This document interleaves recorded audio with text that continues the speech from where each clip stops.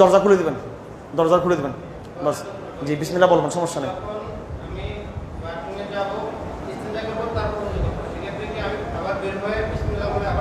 না না না না, আপনি ওই যে টয়লেট সেরে উঠে যাবেন, উজু করার সময় একটু দরজাটা খুলে দিবেন, তখন এটা একটা ঘরের সাথে একটা কী হয়ে গেল আপাতত।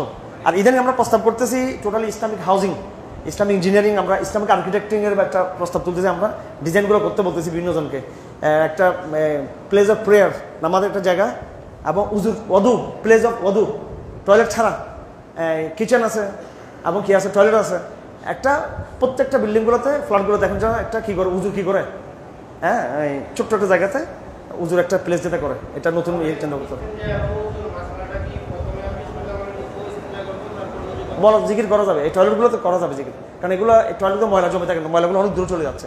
কিন্তু তারপর যদি টয়লেটের জায়গা এটা খারাপ জায়গায়, জিন্দাদের এখানে প্রভাব আসেই আছে কিন্তু এখানে, সেজন্য আপনাকে কী করতে হবে, একটা দরজা, এটা আমার ব্যক্তিগত মতামত আর কি, আমি দরজাটা খুলে, কার সামনে বেসিনটা তো থাকে দরজার পাশেই থাকে, এটা টয়লেটগুলো আমারও তো আছে এখানে।